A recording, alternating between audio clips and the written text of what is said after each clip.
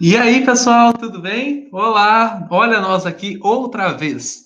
Gente, essa é a nossa segunda aula EAD, olha que chique. E nosso objetivo hoje com essa aula é estudar uma ciência irmã da sociologia. Você sabe que a sociologia ela estuda o ser humano em sociedade. Legal. Mas ela não é a única que faz isso. Ela tem uma irmã que é a tal da antropologia. E o nosso objetivo hoje é estudar um pouquinho dessa antropologia. Meu pedido para você: tenha consigo uma caneta, um caderno, bastante alegria, e a gente vai estudar isso aqui, beleza? Bom, para a gente começar, vamos seguindo com os nossos slides. Temos um poema. Olha que lindo esse poema. É um texto de John Donne, a pronúncia talvez não seja essa, mas é um poema muito interessante, poeta inglês, e ele diz assim: nenhum homem é uma ilha isolada.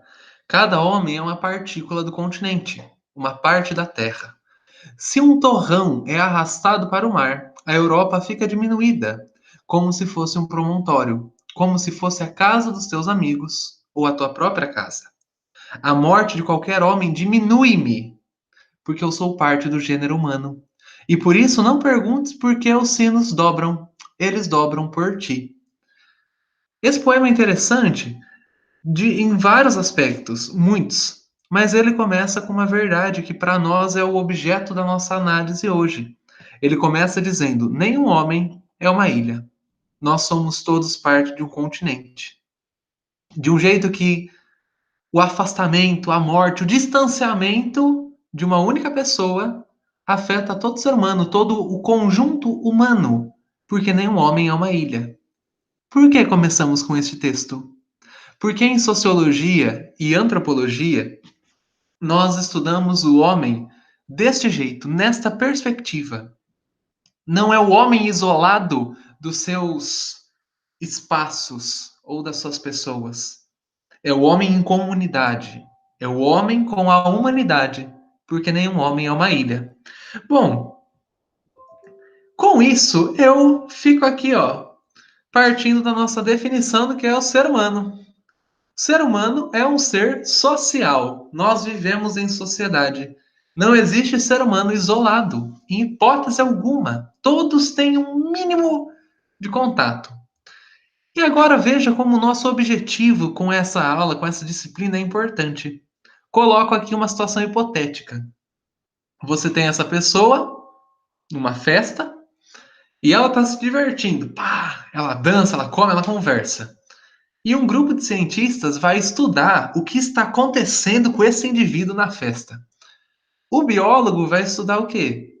O biólogo vai estudar o organismo dele. O biólogo vai ver os hormônios, o que está acontecendo, ciclo de Krebs, isso aí. O historiador vai olhar para ele e vai estudar a trajetória, vai estudar o que aconteceu com esse indivíduo que o levou a dançar desse jeito, a estar na festa desse jeito. O físico vai estudar o movimento, ok. Mas quem que vai estudar esse cara durante a festa?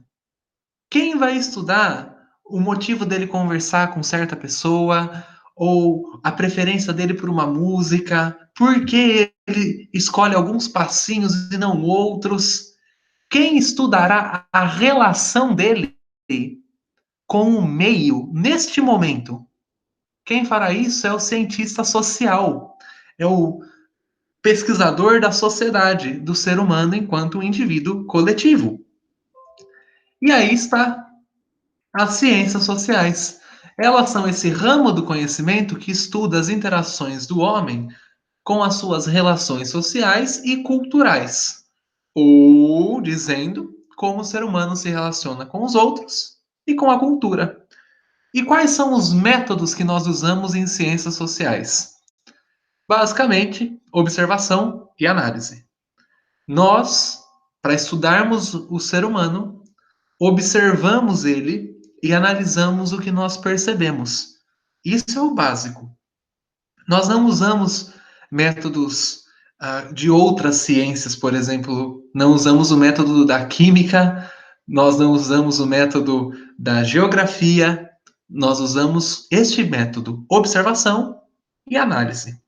Então, eu observarei este moço dançando e eu verei que ele tem ali, ó, um espetinho, uma colher. Eu observo o passo que ele faz e a partir disso eu concluo algumas coisas sobre ele. É assim que se faz ciências sociais, com observação e com análise. E as ciências sociais, elas são um conjunto de ciências que surge ali no século XIX, século XX, e basicamente nós as agrupamos em ciências sociológicas, antropologia e ciência política.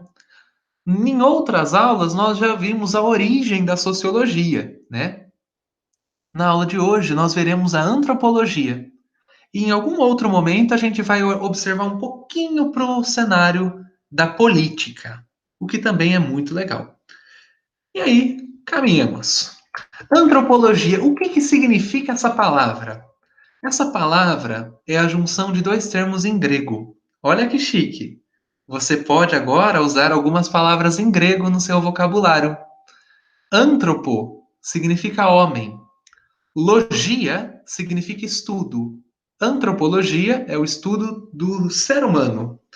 Ela é uma ciência, surge no fim do século XIX junto com a sociologia. E quando a antropologia nasceu como ciência, matéria, faculdade, quando ela nasceu, ela tinha um objetivo específico: estudar a relação do homem com o seu meio, né? Aí você vira para mim e fala assim, professor, a sociologia já não fazia isso? E eu vou falar para você que sim, a sociologia fazia isso. Ué, então, para que criar a antropologia se já tinha sociologia? Cara, olha que interessante. A sociologia, ela na época que surgiu, foi criada para estudar a sociedade europeia, a sociedade do pesquisador. Só que naquela época, século XIX, a Europa estava dominando várias regiões do planeta. E ela estava entrando em contato com um número muito grande de culturas. Os europeus ficaram intrigados, interessados em estudar essas outras culturas. E aí eles criaram a antropologia para fazer a análise de culturas fora da Europa. Então, sociologia é essa ciência que, quando começou, estudava a sociedade do pesquisador. O sociólogo francês estudava a sociedade da França. Legal. A antropologia estudava uma sociedade diferente da sociedade do pesquisador. Então, a antropologia estudava os indígenas da Amazônia, estudava os aborígenes australianos, estudava esses povos que estão fora da sociedade do pesquisador, ok? Beleza, beleza. Bom, nosso contexto histórico, então, está aí. No fim do século XIX, só para te lembrar, você vai estudar isso em história, mas é importante nós termos isso em consideração. No fim do século XIX, quando surge a antropologia, como nós havíamos dito, os europeus haviam dominado várias regiões do planeta. Lembra da Conferência de Berlim? Em 1884 foi feita uma conferência em Berlim, por isso o nome dela é Conferência de Berlim. E nessa conferência a Europa dividiu a África. Pegou a África e dividiu entre as principais potências europeias. Os europeus invadiram regiões da Ásia. Tudo isso nós chamamos de imperialismo ou neocolonialismo. Eles criaram novas colônias e fizeram isso porque a Europa estava passando pelo processo de segunda revolução industrial. França, Inglaterra, Holanda, vários países tinham as suas indústrias e precisavam de matéria-prima e mercado consumidor. Por causa disso, os europeus invadiram outros países. É o que aconteceu. Nesse invadir outros países, eles se encontraram com outras culturas. E aí nasce a necessidade da antropologia. Beleza? Ok. E a antropologia, ela tem algumas divisões. Igual você tem na matemática, geometria euclidiana, geometria analítica, essas coisas. Na antropologia, nós temos várias abordagens. Existe a abordagem simbólica. O que que ela estuda? Os símbolos de uma sociedade, os ícones de uma sociedade. Então, por exemplo, se eu vejo que numa sociedade, numa cultura, a, a população daquela cultura usa um símbolo aqui na bochecha, aqui, um raio na testa. Eu vou estudar o porquê daquilo. Ah, eles são todos Harry Potter. Enfim, essa é esse é o objeto de análise da antropologia simbólica. Existe a antropologia social, que analisa os grupos de uma sociedade. Então eu observo que tem os funkeiros, tem os Marília Mendonça, os caras do sertanejo, tem os roqueiros, e eu observo os grupos dessa sociedade. Existe a antropologia dinâmica, que analisa as relações de poder. Então eu vejo quem manda, quem obedece, quais são os mecanismos que isso faz, né? O que está envolvido nisso. Existe a antropologia estrutural. Essa antropologia busca observar o que existe de comum entre as várias culturas, o que não muda, tá? E existe a antropologia cultural. Esta antropologia estuda a cultura dos grupos em questão. Por que que eu deixei ela de vermelho? Porque na nossa disciplina, na nossa matéria, a mais importante que nós vamos usar é a antropologia cultural. Ela conversa bastante com a sociologia, tá certo? Por isso que eu deixei ela numa cor diferente. Mas aí você tem os 5 tipos de antropologia, os mais comuns. Tá bom? Bom, e eu disse a você que a antropologia surgiu no século XIX. Mas existe o que os pesquisadores chamam de pré-antropologia. Antropologia que veio antes, tá? E quando ela surgiu? Ela surgiu basicamente no processo das grandes navegações. Se você se lembrar, no século XV e no século XVI, portugueses e espanhóis saíram navegando pelo planeta. Neste processo, eles encontraram várias civilizações diferentes das dele. E houve um estranhamento. O português olhou a cultura indígena, olhou a cultura asteca, né, no caso dos espanhóis, e os portugueses e os espanhóis ficaram surpresos, surpreendidos. Houve uma sensação de estranhamento. Ao olharem para a cultura asteca, para a cultura indígena, eles perceberam diferenças culturais. Da mesma forma, os indígenas fizeram isso. E esse estranhamento levou ao estudo da cultura do outro. Ainda não é antropologia porque eles não tentavam fazer isso de um jeito científico. E você já vai perceber, né, em alguns exemplos. É, eles tentavam estudar a cultura do outro, mas ainda não era por um olhar racional científico. Exemplo disso. Tem um cara, chama Manuel Gandavo. Veio escrever sobre os indígenas no Brasil. E o Gandavo, ele escreve assim, que os índios, no seu alfabeto, não têm a letra L. Logo, se os indígenas não têm a letra L, os indígenas não têm a palavra lei, porque lei começa com L. Ah, por isso os indígenas vivem numa anarquia. Essa era a opinião do Gandalf. E está completamente errada. Por quê? Gente, está errado porque no idioma indígena não tem a letra L, mas não significa que não haja um conjunto de leis e acordos entre eles. O que o Gandalf fez foi estudar um pouco da visão da sociedade indígena, mas ele tomou as conclusões sozinhos. Não houve um método, tá? Por isso que a gente chama esse pedaço da história de pré-antropologia. E só para a gente entender o que é o estranhamento, Coloquei aqui uma charge. Você tem algumas indígenas tomando banho e o português olha e fala: Nossa, eles tomam banho todo dia, são bárbaros. Os portugueses não tomavam banho todo dia. As indígenas e os indígenas tinham esse hábito. Essa charge demonstra esse estranhamento. Ao observarem culturas diferentes, eles ficam chocados, ficam surpresos. Bom, como eu disse, eu gostaria de dar um exemplo sobre essa questão do indígena. Foi um choque quando os portugueses e os espanhóis encontraram um continente inteiro cheio de um tipo de ser humano que eles não sabiam até então que existia. Ficaram muito surpreendidos.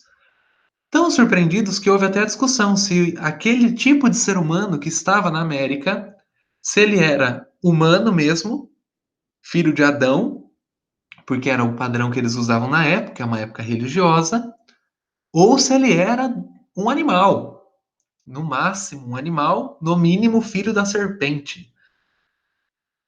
Estou te contando isso porque houve um debate de verdade sobre essa questão. Em 1550, na cidade de Valladolid, né, Espanha, vários padres se reuniram para discutir se o índio tinha alma ou não tinha alma. Se era filho de Adão ou filho de Eva com a serpente. Resumindo, se o indígena era um bom selvagem, alguém que poderia ser ensinado, alguém que era inocente, ou se o indígena era um mau selvagem, alguém que seguia só os seus instintos e que era cruel. Eu coloquei aí no slide dois quadros pintados sobre essas interpretações. No primeiro quadro, você tem um indígena sentado num lugar lindo. O artista que pintou este quadro acha que o índio é um bom selvagem. Do outro lado, você tem os indígenas comendo perna, braço de algum ser humano. O cara que pintou este quadro considera que o indígena é um mau selvagem. E houve esse debate, o debate pela alma do indígena. Os dois principais padres que participaram foi Bartolomeu de las Casas e Sepúlveda. Esses dois aí. O Bartolomeu de las Casas dizia que o índio era ser humano. Sepúlveda dizia que não é ser humano. Graças a Deus, Bartolomeu de las Casas ganhou essa discussão, tá? Ainda que isso não tenha aliviado muito a vida do indígena na América. Até hoje eles sofrem profundamente aqui no nosso continente. Mas pelo menos, a partir de Bartolomeu de las Casas, o indígena foi visto como ser humano. Por que eu estou te contando essa história? Para nós percebermos como olhar para a cultura do outro é importante. Se eu olho para a cultura do outro de um jeito ruim, eu posso considerá-lo menos importante ou menos humano do que eu. Agora, se eu olho para a cultura do outro com um olhar correto, eu posso considerá-la tão importante quanto a minha. O debate que estava tendo entre Bartolomeu de las Casas e Sepúlveda em 1550 não é um debate que fica só naquele tempo, não. Até hoje, quando a gente olha para alguns grupos de pessoas, quando a gente olha para alguns tipos de comportamento, nós temos um olhar seletivo. A gente acha que aquilo é menos valioso, menos humano do que o que eu considero humano, cultural ou importante. Há um tempo atrás fizeram uma lei, quiseram, né? Não conseguiram. Uma lei para proibir o funk, porque achavam que funk não era música. Pessoalmente, eu acho que tem funkeiro que se supera, que escreve umas músicas que são boas. Mas o que que aconteceu? O cara que quis fazer essa lei estava entendendo que o funk é menos produto humano do que outros tipos de música. Por isso que eu trouxe para você esse debate do Bartolomeu de las Casas e do Sepúlveda. Ele foi um debate muito importante na história, mas o que eles discutiram não é exclusivo da época deles. É importante sempre a gente olhar para a forma como nós olhamos para o próximo. No nazismo, Hitler não olhava para os judeus como se os judeus fossem humanos. Na escravidão, não se olhava para o negro como se o negro fosse humano na mesma medida que os outros. E hoje nós temos aí os nossos grupos que precisam de atenção, né? Por isso eu trouxe esse debate para você. E aí, esse estranhamento, quando você olha para uma outra cultura, isso pode gerar algo tanto positivo quanto negativo. De positivo, você consegue entender melhor a sua própria cultura quando você observa do outro. E de negativo, você pode ser etnocêntrico. Você pode considerar a cultura do outro ridícula e achar que só a sua importa. Vou dar um exemplo. Uma certa vez eu fui para Portugal. Olha, foi muito legal, gente. E lá em Portugal, eles têm um jeito diferente de lidar com as pessoas. Eles são muito diretos. Aqui no Brasil a gente é mais. Ah! Lá eles são bem diretos. Então eu entrei na fila do BK para pedir um lanche. Tava morrendo de fome. Cheguei na fila do BK, o cara que estava na minha frente saiu, eu cheguei ali e comecei a falar com a moça. Falei, oi moça, eu queria saber qual que é o combo do dia. Ela virou para mim e falou assim, não estou te atendendo ainda, estou atendendo ele. No- Eu só não fui em outro restaurante porque eu estava com muita fome e eu era o próximo. Mas eu fiquei muito ofendido. Parando para pensar, eu olhei e percebi que isso é uma diferença cultural. Na minha cultura, nos lugares que eu frequento, o que o professor João conhece, essa não é uma prática comum. Nós somos mais menos diretos no nosso tratar com o outro. A partir da visão que eu tive de outra cultura, eu percebi algo da minha. Então, quando eu vejo uma cultura diferente e isso gera um estranhamento, o que há de positivo? Isso contribui para que eu entenda a minha identidade cultural. Mas eu poderia olhar para essa mulher e falar assim: nossa, olha que portuguesa, ridícula. Só porque me colonizou por 500 anos, acha que pode. Eu poderia considerar ela inferior a mim. E isso não é correto. Isso é o que a gente chama de etnocentrismo, tá? Bom, o etnocentrismo então é isso, é a prática de nós julgarmos a cultura do outro usando como padrão a nossa. Eu uso sempre o exemplo do óculos. Imagina, sabe aquelas festas? Festa, balada, essas coisas, formatura. Sempre tem aqueles óculos coloridos. O óculos rosa, o óculos laranja. Imagine que eu estou com um óculos rosa. Quando eu olho para o mundo, a lente do meu óculos torna o mundo rosa. E é assim que eu vou ver o mundo. Mas o meu amigo tem um óculos amarelo. Se eu quiser entender como ele vê o mundo, eu preciso tirar o meu óculos e pôr o dele, para enxergar o mundo através dos olhos dele. Deixa eu voltar aqui que eu fico cego. O etnocentrismo é quando eu não faço isso. Quando eu julgo a cultura do outro através da minha lente e não através do padrão do outro. Eu estou vendo aqui, ó, uma uma tirinha. Você tem uma moça bem brasileira, né? E uma árabe. Olha o que que a moça brasileira pensa. Tudo coberto. Olha que machismo. Olha o que que a moça árabe pensa. Tudo descoberto. Olha que machismo. As duas chegam na mesma conclusão, mas elas estão usando a sua própria cultura como referencial. A brasileira não está pensando que para a árabe cobrir o corpo é uma questão de pureza. E a árabe não está pensando que para a brasileira mostrar o corpo é uma questão de liberdade. Percebe? Elas estão olhando através da sua própria cultura a cultura do outro. E isso leva a vários tipos de comportamento. Leva ao preconceito, à discriminação, ao estigma e aos estereótipos. Preconceito e discriminação são duas palavras que a gente confunde. O preconceito é uma atitude mental, intelectual, desfavorável a algum indivíduo ou grupo. A discriminação é uma ação prática.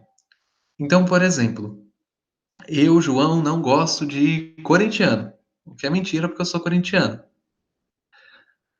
Quando eu olho para um palmeirense, eu falo assim, palmeirense. Ah, que dó, não tem mundial. A minha cabeça pensou isso, mas eu não fui lá e fiz nada de mal com ele. Eu tive um preconceito. Agora eu vou lá e eu começo a gritar com ele, eu falo assim, você não tem mundial! Não deixo ele entrar em casa, eu falo assim, só entra em casa quem tem mundial. Qualquer coisa assim. Eu estou adotando uma ação prática. O nome disso é discriminação. Toda discriminação está baseada num preconceito. Além disso, quando eu tenho uma postura etnocentrista de olhar para o outro através do meu óculos, eu posso criar um estigma. Estigma é como um rótulo. Rótulo, uma marca que eu coloco sobre o outro. Então eu vejo que tem um cara que estuda muito no intervalo. Ah, nerd. Poxa, se ele é nerd, ah, joga LOL. O que que eu fiz?